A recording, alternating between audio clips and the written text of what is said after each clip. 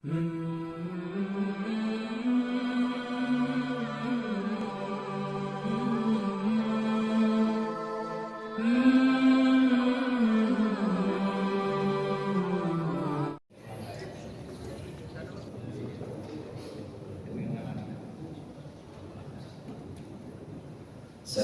warahmatullahi wabarakatuh.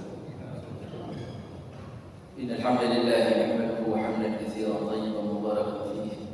Hamdan yaliqu bi jalali wajhihi wa 'azimi sultanihi. Hamdan yaliqu bi asma'ihi husna wa sifatihi ula. Hamdan kama yuhibbu rabbuna wa yarda. Asyhadu an la ilaha illallah wa asyhadu anna Muhammadan 'abduhu wa rasuluhu wa khaliluhu wa safiyuhu la nabiyya wa la rasulya ba'da. Allahumma alimna ma yanfa'una wanfa'na bima 'allamtana warzuqna 'ilma. Rabbi shrah li sadri wa yassir li amri wahlul 'uqdatam min lisani yafqahu qawli. Tsumma amma ba'd. Alhamdulillah, bersyukur kita panjatkan kehadirat Allah Subhanahu wa taala pada pagi hari ini. Atas izin dan takdirnya kita diberikan kesempatan untuk bisa melaksanakan salat subuh berjamaah. Kemudian kita diberikan kesempatan oleh Allah Subhanahu wa taala untuk bisa menambah keilmuan kita tentang agama Allah Subhanahu wa taala. Insyaallah pada kesempatan kali ini kita akan membahas satu hadis, satu bab di kitab Sahih Bukhari rahimahullah. Di sini Imam Bukhari rahimahullah akan membahas satu bab. Beliau mengatakan babul ma'asi min al-jahiliyah wa la yakfur sahibuha bi ittiqadiha illa bisyirk. Liqauli Nabi sallallahu alaihi wasallam innakum qulun fika jahiliyah. Wa qauli Allah ta'ala inna Allah la yaghfiru an yushraka bihi wa yaghfiru ma duna dzalika liman yasha. Kata Imam Bukhari rahimahullah, perkara-perkara maksiat yang ada di zaman jahiliyah kemudian masih dilakukan oleh kaum muslimin umat Muhammad sallallahu alaihi wasallam, maka maksiat itu akan dilihat apabila dia dosa kecil maka pelakunya tidak keluar dari agama. Apabila maksiat tersebut ternyata sudah jatuh ke dalam kesyirikan maka pelakunya keluar dari agama. Jadi tidak semua kemaksiatan di zaman jahiliyah yang dilakukan oleh umat Islam pada saat ini kemudian serta-merta pelakunya langsung dihukumi keluar dari agama. Kalimat jahiliyah ini itu disematkan untuk satu masa, yaitu sebelum Nabi sallallahu alaihi wasallam diutus oleh Allah Subhanahu wa taala, dan setelah diangkat Nabi Isa alaihi salam. Diriwayatkan oleh Imam Muslim rahimahullah di dalam kitab sahihnya dari Salman Al-Farisi radhiyallahu anhu. Beliau mengatakan antara Nabi Isa diangkat dengan diutusnya Nabi Muhammad sallallahu alaihi wasallam sekitar itu sekitar 600 tahun, tidak sampai 1000 tahun. 600 tahun.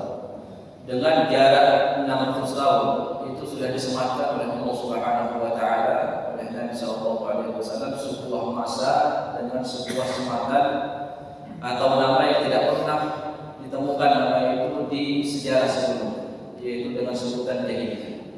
Kalimat jahiliyah tentunya kita sudah tahu, yaitu merujuk kepada asal kalimat jahil, yaitu tidak tahu atau bodoh. Itu masa kebodohan. Yang menjadi pertanyaan kita adalah kenapa masa itu disebut dengan masa jahiliyah? Bahkan itu sudah menjadi sesuatu yang lumrah, baik itu di kalangan orang beriman atau orang kafir sekalipun sudah tahu kalau disebut jahiliyah itu adalah masa di mana sebelum diutusnya Nabi sallallahu alaihi wasallam.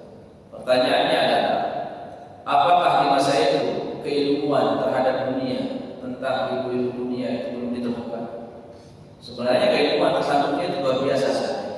Bahkan keilmuan tentang dunia ini sudah disebutkan oleh Allah di beberapa ayat yang di dalam Al-Quran, betapa hebatnya orang-orang zaman dulu. Ya, pegunungan dari batu itu dijadikan rumah ukir yang luar biasa. Bahkan di zaman Nabi Sulaiman alaihissalam disebutkan oleh Allah di dalam surah Saba, itu Burung Khudud ketika dia terbang ke negeri Saba, kemudian dia menyampaikan berita kepada Sulaiman alaihissalam. Dia mengatakan, inni wajadtu imra'atan tamliku wa utiyat min kulli syai'in wa laha arshun. aku menemukan satu kaum yang dipimpin oleh seorang wanita. Jadi ketua mereka, pemimpinnya itu seorang wanita.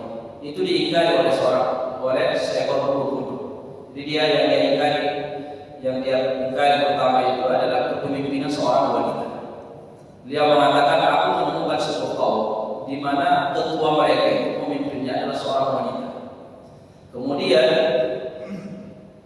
lebih daripada itu dia mengatakan, wajadtuha wa qaumuha yasjuduna lisyams.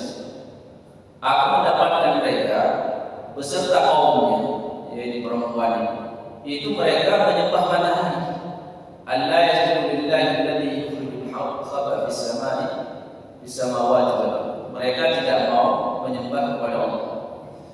Yang kita garis bawahi di sini, jemaah sekalian dirahmati oleh Allah Subhanahu wa taala. Burung khurud itu begitu dia terbang ke negeri Saba, itu kemewahan istana yang dimiliki Ratu Bilqis itu tidak membuat kemudian dia lalai, tidak bisa melihat sesuatu yang inti dalam hidup seseorang, yaitu masalah tauhid.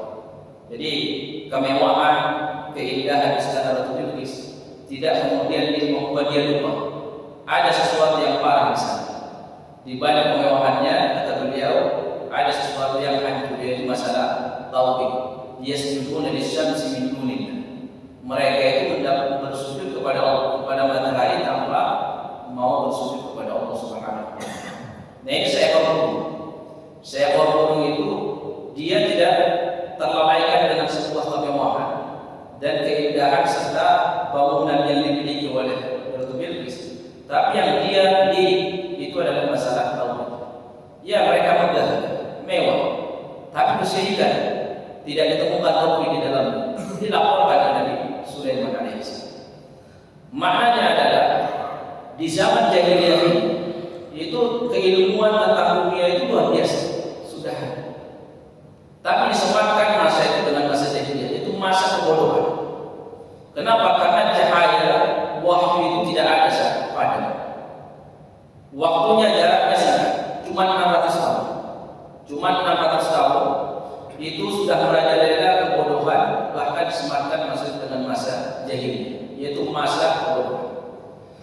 Kalau ada seorang hamba yang mungkin akan dimaafkan oleh Allah karena terjatuh dalam kesyirikan, maka yang lebih layak untuk diampuni oleh Allah adalah orang yang melakukan kesyirikan di zamannya. Karena namanya masa jahiliyah. Andaikan kesyirikan yang dilakukan oleh seorang hamba akan dimaafkan karena kejahilannya, maka lebih layak orang yang akan dimaafkan adalah orang yang hidup di masa. Namun kita temukan banyak di dalam ayat Al-Quran dan juga di hadis-hadis yang sahih, ternyata orang yang hidup di zaman itu banyak dikabarkan oleh Nabi Sallallahu Alaihi Wasallam, mereka diangkat di dalam neraka karena kesyirikan yang mereka lakukan. Yaitu mereka yang hidup di zaman jahiliyah. Di antaranya Amr bin Lu'ay, itu disebutkan oleh Nabi, saya melihat Amr bin Lu'ay dia menarik khususnya di dalam neraka jahanam karena dia orang pertama kali membawa batu ke negara Arab. Kapan itu? Sebelum Nabi diutus, yaitu di masa jahiliyah. Nah, sekarang kita ini masa kita bukan masa jahiliyah secara zaman.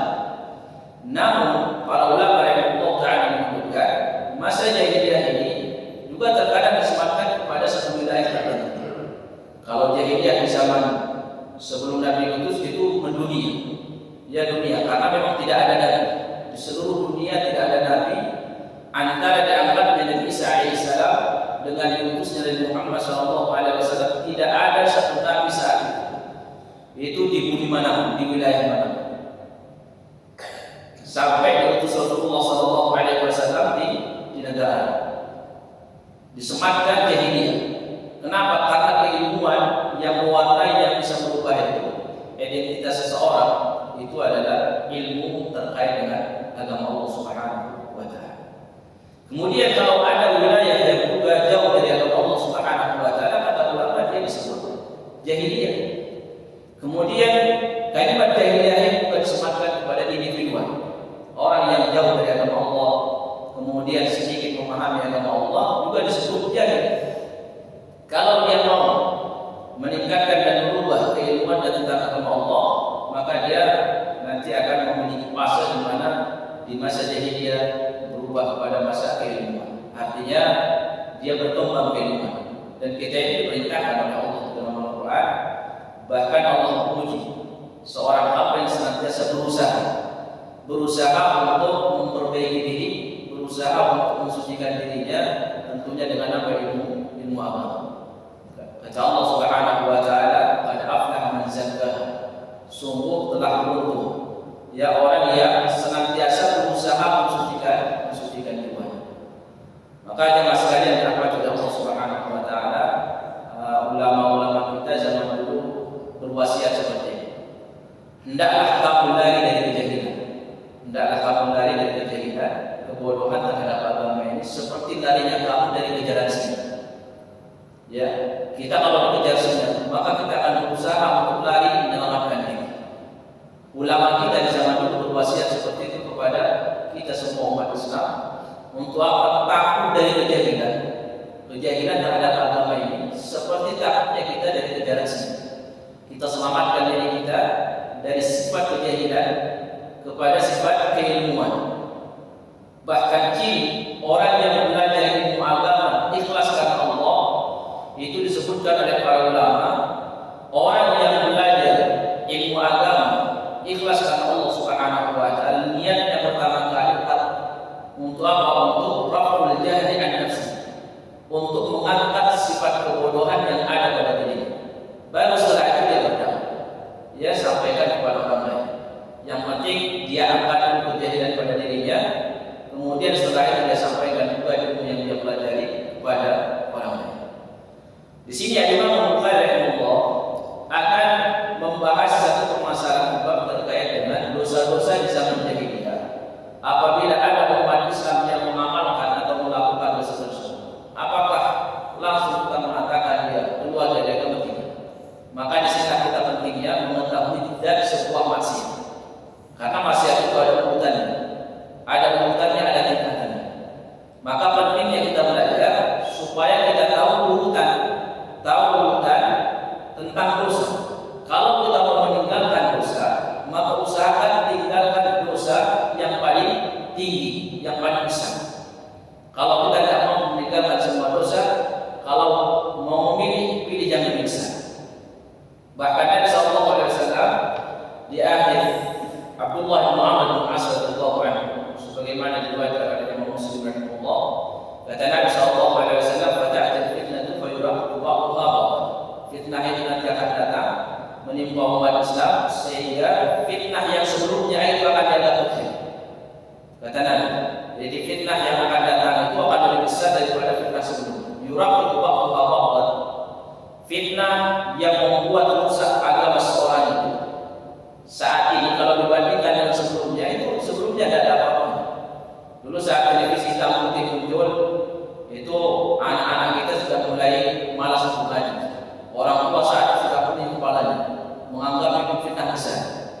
Sekarang begitu muncul lagi HP, tidak ada apa-apanya hitam putih. Ya, TV itu sudah tidak ada apa-apanya. Ini HP itu jauh lebih besar. Nah, untuk anak kita nanti ke depannya tidak tahu seperti apa tantangannya. Yang jelas Nabi mengatakan, "Fata'til fitnatu fa yuraqu ba'daha." Fitnah itu semakin hari akan datang ketika dibandingkan fitnah yang ada di zaman ini dengan sebelumnya, itu sebelumnya tidak ada apa-apa. Maka bekal yang paling besar untuk kita berikan kepada anak kita adalah keilmuan. Karena Nabi SAW mengatakan, "Fa'amman mu'min." Adapun orang beriman, fayaqul hadhihi mu'minah. Adapun orang beriman yang memiliki basirah, setiap ada maksiat yang dibungkus dengan bungkus yang baru dan nama yang baru, dia langsung bisa mengetahui, langsung mengatakan hadhihi mu'minah. Ini yang akan merusak agama saya. Nah, Nabi SAW pesan di akhir hadis itu, pesan Nabi seperti ini. Ya, kalaupun kita ini mungkin ngobrol masalah akhlaknya, atau mungkin masalah kejujurannya, atau agama kita dari sisi yang lain, Nabi SAW memberikan wasiat seperti ini. Faman ahabba ayyuzahzaha 'anil nar wa yudkhalal jannata falta'tihi maniyatan wa huwa yu'minu billahi wal yawmil akhir. Barang siapa yang ingin dimasukkan ke dalam surga dan mau dijauhkan dari api neraka, hendaklah saat dia wafat dia dalam keadaan beriman kepada Allah. Maknanya apa kata ulama? Maknanya fitnah itu nanti sekedar dosa biasa, bukan sekedar dosa kecil, tapi sampai kepada dosa yang akan mengeluarkan seorang muslim itu dari agama, yang nanti kita tidak tahu seperti apa nanti bentuk. Jadi kesyirikan itu banyak macam. Mungkin kesyirikan zaman ini ada, nanti kesyirikan yang akan muncul itu di kemudian hari itu akan ada bentuk rupanya yang kita tidak tahu saja. Maka Nabi SAW berpesan, kalaupun kalian agama kalian dari sisi yang lain dibobol, maka usahakan yang satu ini, selamatkan diri kalian supaya kalian wafat dalam keadaan diakui oleh Allah Subhanahu wa taala sebagai hamba yang beriman. Nah, perkara jahiliyah. Jadi di sini yang menjadi ukuran bukan masalah perkara jahiliyah, tapi kita harus tahu ini maksiat ini apakah ada nasnya bahwa siapa melakukan maksiat ini keluar dari agama. Karena i'tiqad Ahlussunnah wal Jamaah yang sebagaimana dinukil oleh Imam Al-Lalakai dalam kitab I'tiqad Ahlussunnah wal Jamaah, beliau mengatakan al-kufru wasyirku sam'i, bahwa perbuatan kufur sama kesyirikan itu sama. Sama itu maknanya apa? Merujuk kepada dalil. Jadi tidak boleh kita istinbat ini sebuah kesyirikan sementara kita tidak punya dalil. Ya, kemudian kita mengatakan ini kufur sementara kita tidak punya dalil. Jadi harus merujuk kepada dalil. Sama. Itu Ahlussunnah wal Jamaah. Makanya Ahlussunnah senantiasa itu membantah khawarij dalam bab apa? Dalam bab takfir. Karena khawarij banyak istinbat dia bertasalsul, bermata-rantai. Bermata-rantainya itu apa? Dia beristinbat mengkafirkan seseorang disebabkan karena seseorang ini misalkan tidak melakukan ini atau dia tidak mencegah dan seterusnya. Akhirnya dengan mata rantai itu dia memberikan kesimpulan. Berarti kalau seperti itu kamu keluar dari agama. Nah ini berarti kalau seperti itu istinbat. Istinbat bermata rantai yang mungkin di awalnya ada dalil. Cuman karena istinbat ini tidak merujuk kepada dalil, maka ini pendapat ini tidak diambil oleh para ulama rahimahullah taala. Maka ada istilah lazimul qaul laysa biqaul. Konsekuensi sebuah ucapan itu bukan hukum. Yang tidak boleh seorang mengatakan berarti kamu kalau ini berarti tidak boleh. Berarti kamu syirik, berarti kamu kufur. Kalau seperti itu tidak. Hasil istinbat itu tidak boleh mengeluarkan seorang dari agama. Yang bisa mengeluarkan dari agama Allah itu adalah dalil. Kalau kita terjatuh dalam perbuatan maksiat, ada dalilnya bahwa maksiat itu adalah mengeluarkan seorang dari agama, maka boleh kita mengatakan kamu keluar dari agama. Tapi kalau hasil istinbat itu tidak boleh. Hasil istinbat itu tidak boleh. Dan ini akidah Ahlussunnah wal Jamaah. Maka Imam Bukhari rahimahullah beliau mengatakan perkara jahiliyah yang banyak. Bahkan Nabi SAW menyebutkan di hadis yang diriwayatkan oleh Imam Muslim rahimahullah, juga diriwayatkan oleh Imam Tirmidzi dan ashabul sunan yang lain, ada 4 perkara di mana maksiat ini menjadi tradisi jahiliyah yang sulit ditinggalkan oleh umat Islam. Salah satunya at-ta'nu fil nasab wa tafakhur bil ansab. Jadi bangga dengan nasab. Bangga dengan nasab dilarang di dalam agama. Kenapa? Karena nasab itu tidak akan memberikan pengaruh sedikit. Tapi kita mempelajari nasab dianjurkan. Di dalam agama kita dianjurkan mempelajari nasab kita. Kenapa? Karena dengan nasab itu kita akan mudah untuk besar. Bahkan Umar Ibn Khattab, Abdullah bin Abbas berpesan, ta'allamu ansab, pelajari nasab kalian.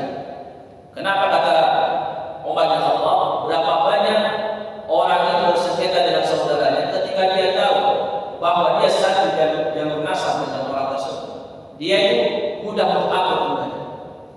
Tapi ketika dia tidak tahu bahwa dia satu nasab dengan orang yang bersengketa dengan dia, maka itu akan memicu dia untuk bermusuhan. Maka di bangsa Arab, orang Arab itu mereka hafal nasab mereka, dan mereka itu sulit untuk bermusuhan kalau sudah sepupu atau ketemu di kakek kedua, kakek ketiga. Itu mereka ketika ada masalah mudah-mudah. Nah kita ini kebanyakan enggak. Jadi kalau sudah ketemu sama orang itu di kakek kedua, itu sudah dianggap orang jauh. Padahal Allah Subhanahu wa taala menyebutkan di dalam Al-Qur'an apa? Wattaqullaha alladzi tasaaluna bihi wal arham. Bertakwalah kalian kepada Allah yang dengan namanya kalian saling meminta, dan takwa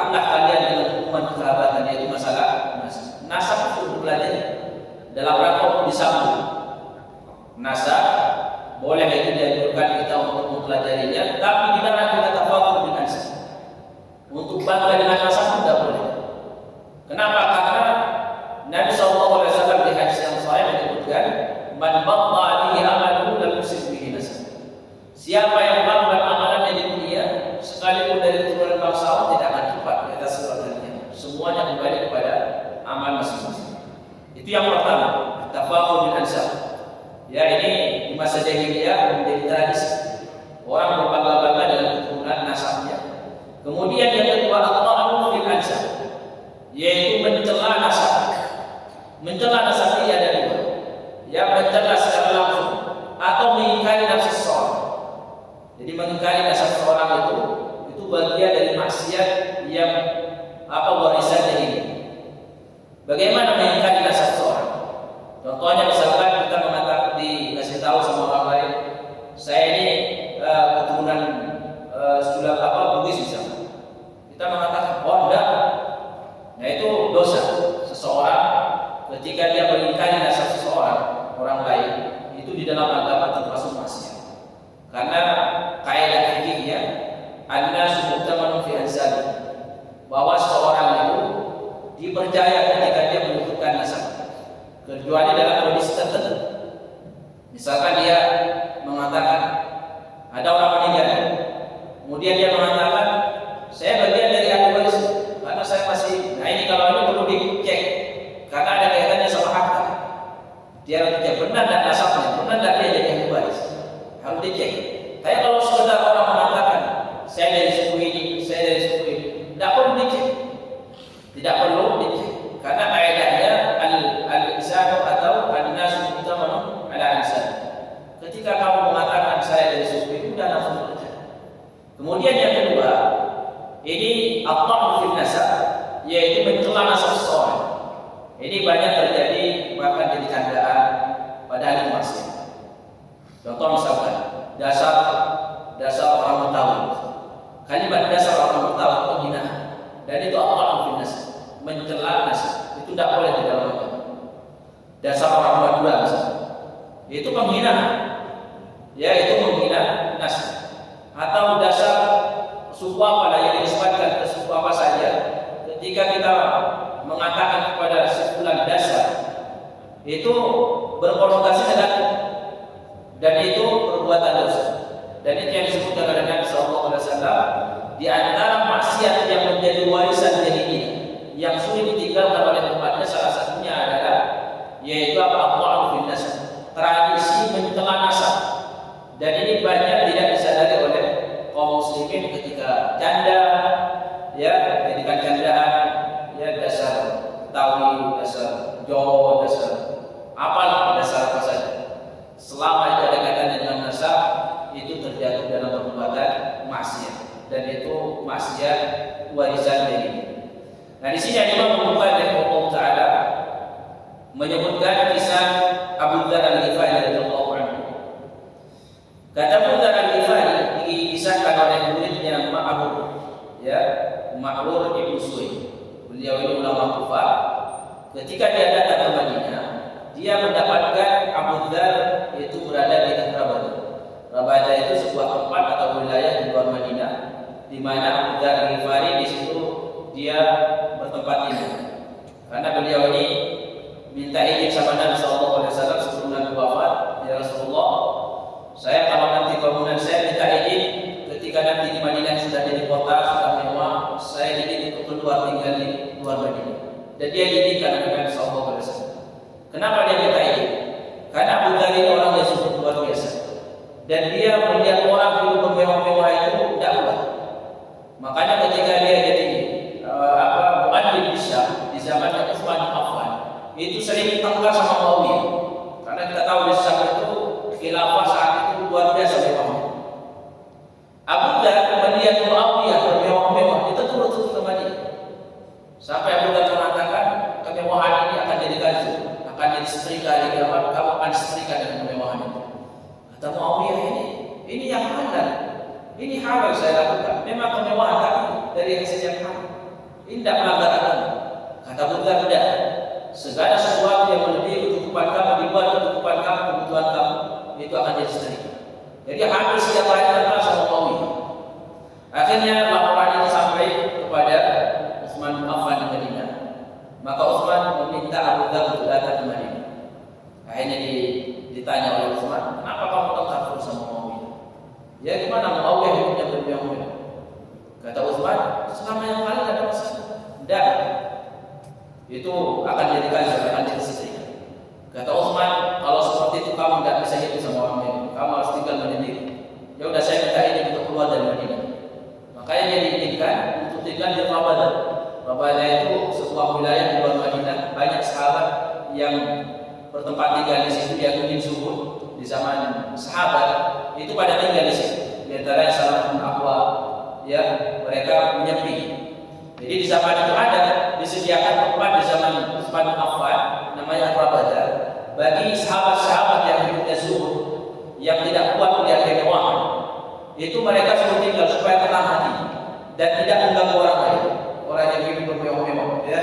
Jadi mungkin kalau kita ini ada yang hidupnya zuhud, tidak senang melihat kemewahan, harus menyepi ke tempat menyendiri jauh dari keramaian, jauh dari kemewahan, supaya apa? Hatinya tenang dan juga tidak mengganggu orang. Makanya Abu Dhar ini ditarik oleh Utsman bin Affan karena tangkap terus sama Muawiyah di sana. Muawiyah mewah karena memang sudah banyak harta saat itu. Abu Dhar jiwanya zuhud sampai ulama mengatakan Abu Dhar ini kalau dititipi dia harta rakyat sehari itu habis. Kenapa? Karena dia tidak bisa melihat apa harta banyak itu takut. Maka dia diizinkan dan dia sudah minta izin sebelumnya kepada Nabi untuk tinggal di luar Madinah dan diizinkan. Dan ini solusi mungkin bagi kita yang hidupnya zuhud, tidak bisa melihat kemewahan karena ada orang seperti itu. Ya mungkin lebih baik menyepi, ya cari perkumpulan orang-orang yang zuhud. Jangan tinggal sama orang yang mewah, karena memang ada orang yang senang dengan kemewahan.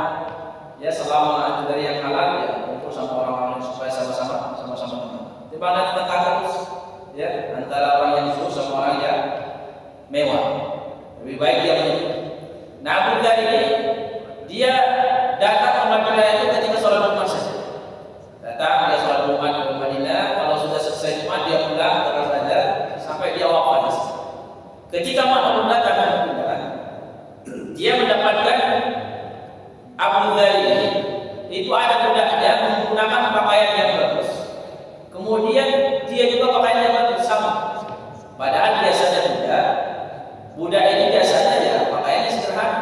Kalau majikannya di atas. Maka Abu ini heran. Ini kenapa budak kamu pakaiannya sama dengan kamu majikan sama budaknya sama? Iya. Saya pernah angkat dulu dengan seorang sahabat. Kata Abu Dhar. Kemudian kami saling adu mulut sampai pada akhirnya saya celah dia. Wahai anak orang yang hitam. Akhirnya begitu saya katakan kepada dia, wahai anak orang yang hitam, dia marah. Kemudian saya dilaporkan ke Nabi Sallallahu Alaihi Wasallam. Akhirnya dipanggil Abu Dhar. Kata Nabi, wahai Abu Dhar, ayyatuhu bi ummihi. Wahai Abu Dhar, apakah kamu mencela dia dengan menyebutkan nasab? Ya, ini kan nasab. Wahai anak orang yang hitam. Iya ya Rasulullah. Kata Nabi, innaka murun fi jahiliyah. Kamu itu orang yang masih memiliki sifat jahiliyah. Ini yang digaris bawah oleh Imam Bukhari. Kamu ini dengan mencela nasab dia itu bagian daripada tradisi jahiliyah, maksiat warisan jahiliyah. Innaka murun fi jahiliyah. Abu Dhar tidak tahu kalau mencela nasab itu sesuatu yang diharamkan. Dia belum tahu saja. Maka dia sedih sampai dia mengatakan di riwayat yang lain, ala hadhihi sa'ah ala kibarisi. Kata beliau, pada saat ini ketika usia saya sudah tua, saya baru tahu bahwa mencela nasab itu haram. Iya katanya haram mencela nasab. Dia itu saat itu sedih. Kenapa di umur dia sudah tua baru dia tahu bahwa mencela nasab itu sesuatu yang diharamkan. Dia sedih. Padahal dia itu orang yang sabiqin dan awwalin, termasuk bahkan orang yang kelima masuk Islam. Sebelumnya ada 4 orang, termasuk Abu Bakar. Yang kelima itu Abu Dhar. Tapi begitu Abu Dhar datang ke Mekah, bertemu Nabi mengucapkan syahadat, kata Nabi, silakan kamu pulang dulu kampung halaman. Bani Ghifar. Kalau kamu nanti lihat saya sudah maju, kemudian sudah mendapatkan pertolongan, sudah banyak yang kaum muslimin yang masuk Islam, silakan kamu datang. Akhirnya dia pulang ke Madinah. Kemudian dia tunggu kabar berita Nabi hijrah ke Madinah. Baru setelah itu dia datang ke Madinah Muda dan dia menetap di Madinah. Beliau mengatakan kepada Nabi Shallallahu Alaihi Wasallam, "Ayyat kamu ini? Apakah kamu mencela temanmu ini dengan mengatakan wahai anak orang yang kita?" Benar ya Rasul. Kata Nabi, "Tidak kumpul fi kajahil." Sungguhnya pada diri kamu itu ada sifat jahil. Maka di sini jamaah sekalian dirahmati oleh Allah Subhanahu wa taala, ulama mengambil satu kaidah. Antum kalau mau tengkar sama orang, ya kalau mau tengkar usahakan jangan tengkar dengan orang yang di bawah antum. Kenapa? Karena kalau kita ini tengkar sama orang yang di bawah kita, peluang untuk berbuat dosa besar. Peluang untuk berbuat dosa besar. Contoh misalkan orang kaya sama orang miskin tengkar.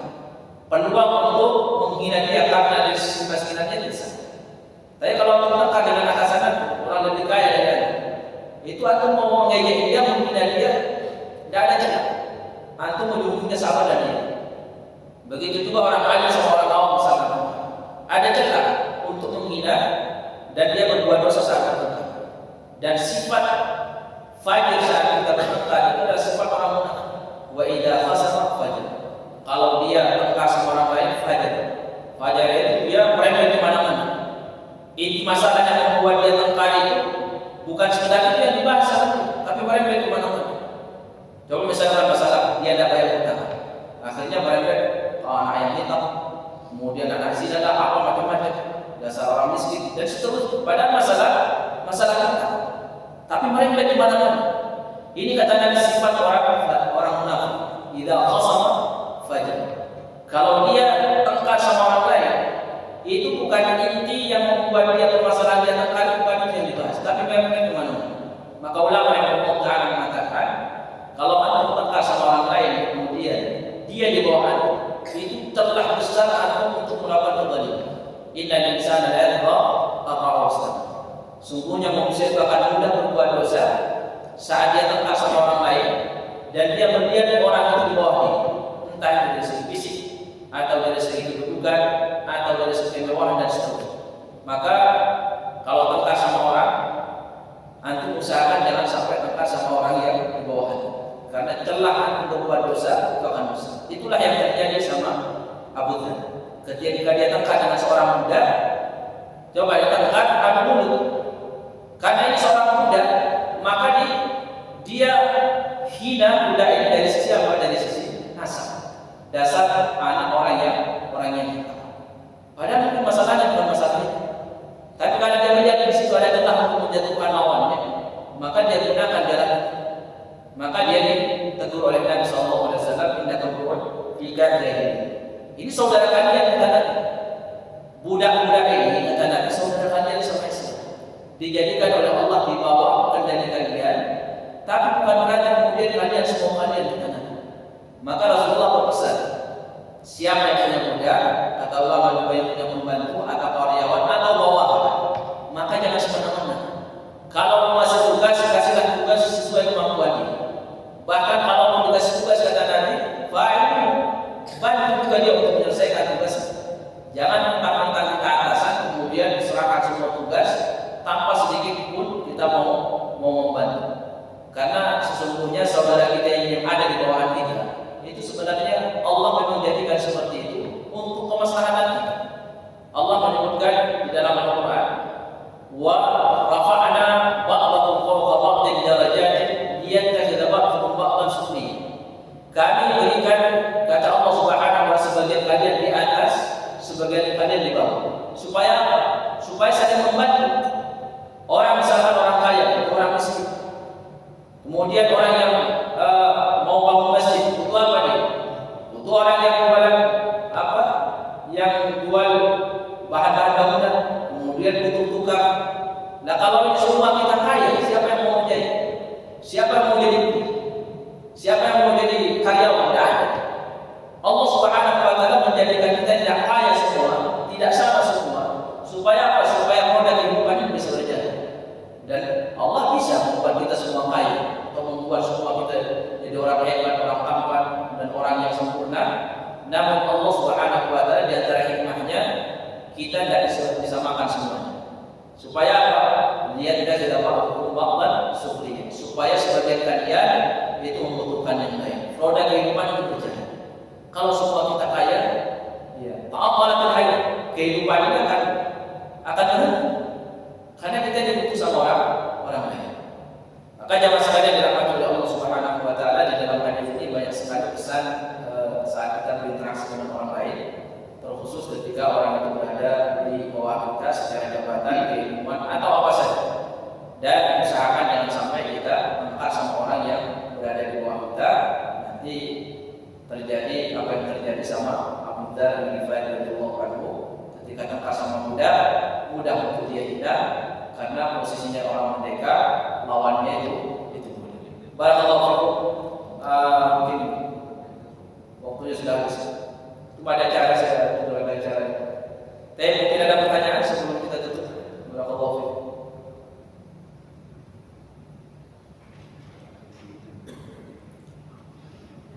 Habis waktunya. Nih, apa lagi tegang-tegang masalah gereja guys? Ya.